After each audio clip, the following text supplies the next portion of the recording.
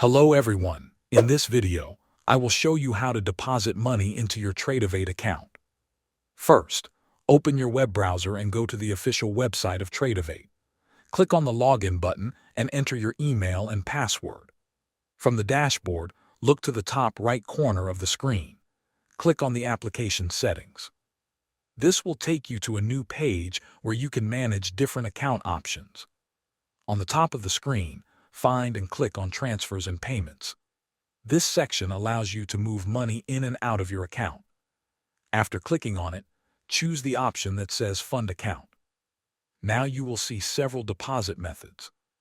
The most common option is an ACH bank transfer.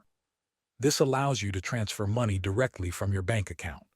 ACH transfers are often processed within one business day. You may need to connect your bank account if you have not done so before.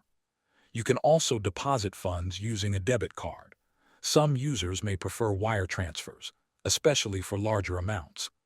In addition, digital wallet options such as Apple Pay and Google Pay may be available. Select your preferred method, enter the amount you want to deposit, review the details, and confirm the transaction. Once the deposit is processed, the funds will appear in your trading account. Thanks for watching.